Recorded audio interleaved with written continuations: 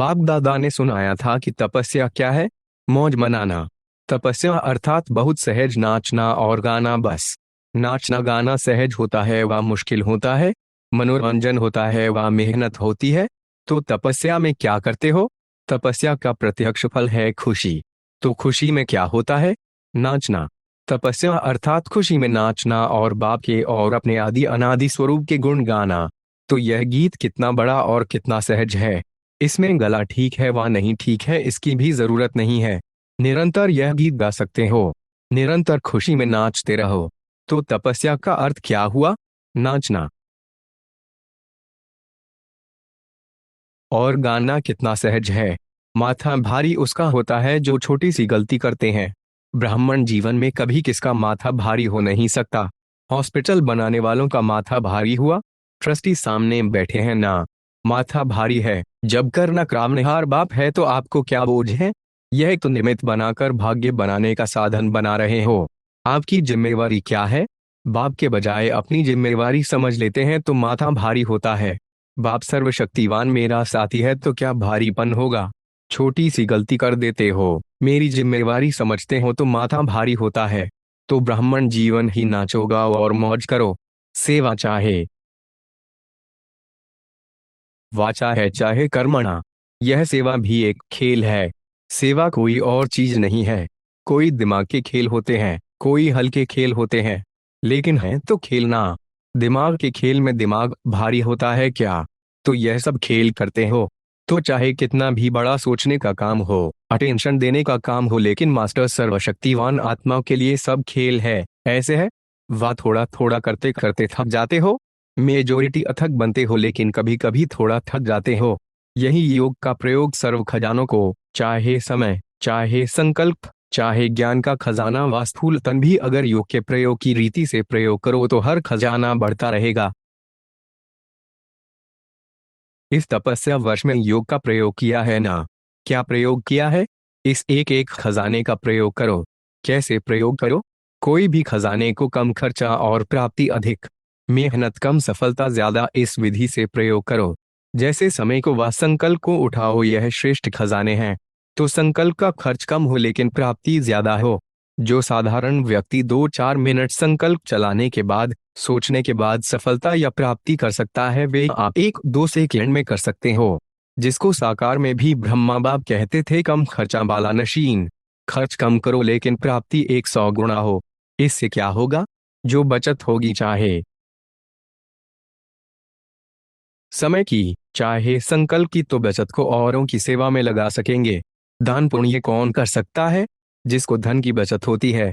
अगर अपने प्रति लगाने जितना ही कमाया और खाया तो दान पुण्य कर नहीं सकेंगे। योग का प्रयोग यही है। कम समय में रिजल्ट ज्यादा, कम संकल्प से अनुभूति ज्यादा हो, तब ही हर खजाना औरों के प्रति यूज कर सकेंगे। ऐसे ही वाणी और कर्म, कम खर्चा और सफलता ज्यादा, तब ही कमाल गाई जाती है। बाप दादा ने कमाल क्या की? कितने थोड़े समय में क्या से क्या बना दिया। तब तो कहते हो कमाल कर दी।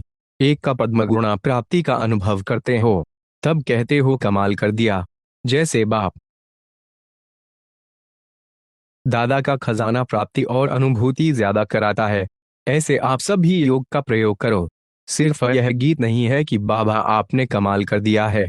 आप भी तो कमाल करने वाले हो, करते भी हो। लेकिन तपस्या के चलते हुए समय में मेजोरिटी की रिजल्ट क्या देखी?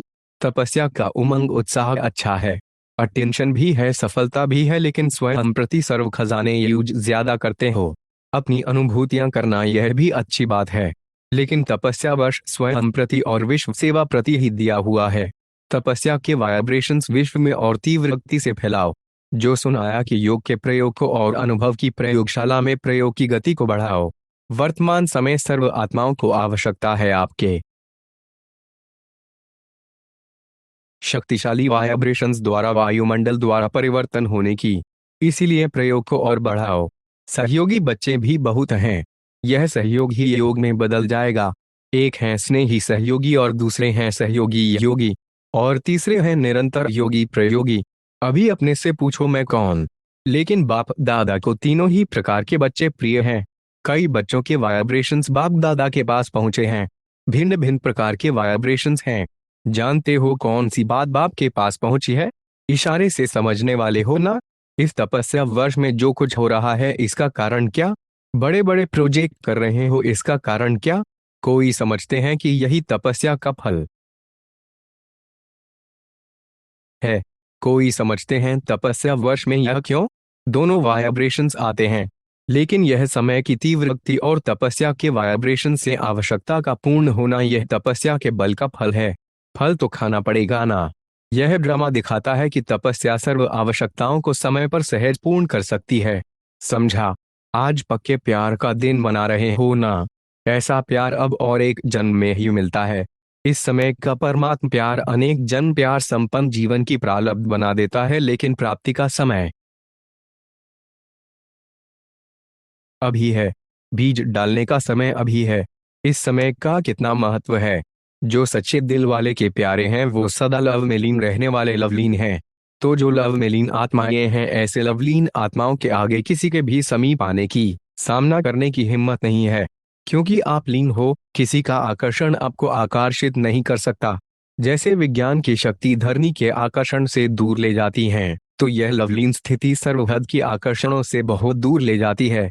अगर लीन नहीं है तो डगमग हो सकते हैं। लव है लेकिन लव में लीन नहीं है। अभी किसी से भी पूछेंगे आपका बाप से लव है तो सभी हाँ कहेंगे ना।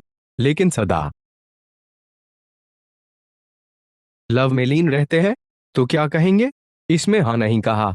सिर्फ लव है इस तक नहीं रह जाना। लीन हो जाओ। इसी श्रेष्ठ स्थिति को लीन हो जाने को ही लोगों ने बहुत श्रेष्ठ माना है। अगर आप किसी को भी कहते हो हम तो जीवन मुक्ति में आएंगे, तो वो समझते हैं कि ये तो चक्कर में आने वाले हैं और हम चक्कर से मुक्त हो करके लीन हो जाएंगे। क्योंकि लीन होना अर्थात बंधनों से मुक्त हो जाना, इसलिए वे लीन अवस्था को बहुत ऊंचा मानते हैं। समागे लीन होगे। लेकिन आप जानते हो कि वह जो लीन अवस्था कहते हैं ड्रामा अनुसार प्राप्त किसको भी नहीं होती है। बाप समान बन सकते हैं लेकिन बाप में समा नहीं जाते हैं। उन्हों की लीन अवस्था में कोई अनुभूति नहीं, कोई प्राप्ति नहीं। और आप लीन भी हैं और अनुभूति और प्राप्तियां भी हैं। आप चैलेंज कर सकते हो कि जिस लीन अवस्था या समा जाने की स्थिति के लिए आप प्रयत्न कर रहे हो, लेकिन हम जीते जी समा जाना व लीन होना उसकी अनुभूति अभी कर रहे हैं। जब लवलीन हो जाते हो, स्नेह में समा जाते हो तो और कुछ याद रहता है? बाप और मैं समान स्नेह में समाये हुए, सिवाय बाप के और कुछ है ही नहीं, तो दो से मिलकर एक हो जाते हैं। समान बनना अर्थात समा जाना, एक हो जाना। तो ऐसे अनुभव है ना। कर्म योग की स्थिति में ऐसे लीन का अनुभव कर सकते हो। क्या समझते हो? कर्मयोगी स्थिति अलग बैठकर के लीन हो सकते हो? मुश्किल है। कर्म भी करो और लीन भी रहो। हो सकता है। कर्म करने के लिए नीचे नहीं आना पड़ेगा। कर्म करते हुए भी लीन हो सकते हो। इतने होशियार हो गए हो। कर्मयोगी बनने वाले को कर्म में भी साथ होने के कारण एक्स्ट्रा मदद मिल सकती है। क्योंकि एक से दो होगे तो काम बढ़ जाएगा ना। अगर एक काम कोई एक करे और दूसरा साथी बन जाए तो वे काम सहज होगा या मुश्किल होगा? हाथ आपके हैं, बाप तो अपने हाथ पांव नहीं चलाएंगे ना। हाथ आपके हैं लेकिन मदद बाप की है तो डबल फोर्स से काम अच्छा होगा ना। काम भल कितना भी मुश्किल हो, लिव्यान बाप की मदद है ही सदा उमंग उत्साह हिम्मत अतकपन की शक्ति देने वाली। जिस कार्य में उमंग उत्साह व अतकपन होता है वह काम सफल होगा ना। तो बाप हाथों से काम नहीं करते लेकिन यह मदद देने का काम करते हैं। तो कर्मयोगी जीवन अर्थात डबल फोर्स से कार्य करने की जीवन। आप और बाप प्यार में कोई मुश्किल व थकावट फील नहीं होती। प्यार अर्थात सब कुछ भूल जाना। कैसे होगा, क्या होगा, ठीक होगा व नहीं होगा, यह सब भूल जाना। हुआ ही पड़ा है। जहां परमात्म हिम्मत है कोई आत्मा की हिम्मत नहीं है। तो जहां परमात्म हिम्मत है, मदद है, वहां निमित्त बनी आत्मा में हिम्मत आ ही जाती है। और ऐसे साथ का अनुभव करने वाले मदद के अनुभव करने वाले के सदा संकल्प क्या रहते हैं? Nothing new. विजय हुई पड़ी है, सफलता है ही है। यह है सच्चे प्रेमी की अनुभूति। जब हद के आशिक ये अनुभव करते हैं कि जहां है वहां तू ही तू है। वह सर्वशक्तिवान नहीं है लेकिन बाप सर्वशक्तिवान है। साकार शरीरधारी नहीं है, लेकिन जब चाहे जहां चाहे सेकंड में पहुंच सकते हैं। ऐसे नहीं समझो कि कर्मयोगी जीवन में लवलीन अवस्था नहीं हो सकती। होती है। साथ का अनुभव अर्थात लव का प्रैक्टिकल सबूत साथ है। तो सहजयोगी सदा के योगी होगे ना। लवर अर्थात सदा सहजयोगी। इसलिए डायरेक्शन भी दिया है ना कि यह तपस्या वर्ष तो प्राइज लेने के समीप आ रहा है लेकिन समाप्त नहीं हो रहा है। इसमें अभ्यास के लिए प्रैक्टिस के लिए सेवा को हल्का किया और तपस्या को ज्यादा महत्व दिया। लेकिन इस तपस्या वर्ष के संपन्न होने के बाद प्राइज तो ले लेना, लेकिन आगे जो कर्म और योग, सेवा और योग, जो भी बैलेंस की स्थिति बताई हुई है, बैलेंस का अर्थ ही समानता। याद, तपस्या और सेवा यह समानता हो, शक्ति और स्नेह में समानता हो, प्यारे और न्यारेपन में समानता हो, कर्म करते हुए और कर्म से न्यारा हो, अलग बैठने में स्थिति की समानता हो। जो इस समानता के बैलेंस की कला में नंबर जीतेगा वो महान होगा। तो दोनों कर सकते हो कि नहीं? सर्विस शुरू करेंगे तो ऊपर से नीचे आ जाएंगे? यह वर्ष तो पक्के होगे हो ना? अभी बैलेंस रख सकते हो या नहीं? सर्विस में खिटखिट होती है, इसमें भी पास तो होना है ना। पहले सुनाया ना कि कर्म करते भी, कर्मयोगी बनते भी लवलीन हो सकते हैं, फिर तो विजयी हो जाएंगे ना। अभी प्राइज उसको मिलेगा जो बैलेंस में विजयी होगा। चाहे निमित्त साकार माध्यम ब्रह्मा बना, लेकिन ब्रह्मा से योग नहीं लगाते, योग बाप से लगाते हैं। ब्रह्मा बाप भी कहते बाप को याद करो, यह नहीं कहते मुझे याद करो। कभी भी सिवाय बाप के फुल वर्षा और कोई संबंध में मिल नहीं सकता। आप डायरेक्ट बाप से संबंध जोड़ वर्षे का अधिकार तीनों कालों में प्राप्त करते हो। अभी भी वर्षा मिल रहा है ना। शक्तियों का, गुणों का वर्षा मिल रहा है, मिल गया है। और मुक्ति धाम में भी कहाँ रहेंगे? समीप रहेंगे ना। तो अभी भी वर्षा है, मुक्ति धाम में भी, और फिर 21 जन्म का भी वर्षा है। तो तीनों कालों में वर्षे के अधिकारी बनते हो। लोग कहते हैं ना आप सबको कि आपकी जीवन मुक्ति से हमारी मुक्ति अच्छी है। आप तो चक्कर में आएंगे, हम तो चक्कर से छूट जाएंगे। आप फलक से कह सकते हो कि मुक्ति का वर्षा तो हमें भी मिलेगा, लेकिन हम मुक्ति के बाद फिर जीवन मुक्ति का वर्षा लेंगे, डबल मिलता है। मुक्त धाम से वाया तो करेंगे ना। तो डायरेक्ट कनेक्शन होने के कारण वर्तमान और फिर मृत्यु के बाद और फिर नया शरीर लेते तीनों ही काल वर्षे के अधिकारी बनते हो। इतना नशा है। जैसे आवाज में आना अति सहज लगता है, ऐसे ही आवाज से परे हो जाना इतना सहज है। यह बुद्धि की एक्सरसाइज सदैव करते रहना चाहिए। जैसे शरीर की एक्सरसाइज शरीर को तंदुरुस्त बनाती है, ऐसे आत्मा की एक्सरसाइज आत्मा को शक्तिशाली बनाती है। तो यह एक्सरसाइज आती है या आवाज में आने की प्रैक्टिस ज्यादा है? अभी अभी आवाज में आना और अभी अभी आवाज से परे हो जाना जैसे वे सहज लगता है, वैसे यह भी सहज अनुभव हो, क्योंकि आत्मा मालिक है। सभी राजयोगी हो, प्रजायोगी तो नहीं। राजा का काम है ऑर्डर पर चलाना। तो यह मुख भी आपके ऑर्डर पर हो, जब चाहो तब चलाओ और जब चाहो तब नहीं चलाओ। आवाज से परे हो जाओ, लेकिन इस रूहानी एक्सरसाइज में सिर्फ मुख की आवाज से परे नहीं होना है, मन से भी आवाज में आने के संकल्प से परे होना है। मुख से चुप हो जाओ और मन में बातें करते रहो। आवाज से परे अर्थात मुख और मन दोनों की आवाज से परे। शांति के सागर में समा जाएं। यह स्वीट साइलेंस की अनुभूति कितनी प्यारी है। अनुभवी तो हो ना। एक सेकेंड भी आवाज से परे हो, स्वीट साइलेंस की स्थिति में स्थित हो जाओ, तो कितना प्यारा लगता है। साइलेंस प्यारी क्यों लगती है? क्योंकि आत्मा का स्वधर्म ही शांति है, ओरिजिनल देश भी शांति देश है। इसलिए आत्मा को स्वीट साइलेंस बहुत प्यारी लगती है। एक सेकेंड में भी आराम मिल जाता है। कितनी भी मन से तन से थके हुए हो, लेकिन अगर 1 मिनट भी स्वीट साइलेंस में चले जा ऐसे, तो तन और मन को आराम ऐसा अनुभव होगा जैसे बहुत समय आराम करके कोई उठता है तो कितना फ्रेश होता है। कभी भी कोई हलचल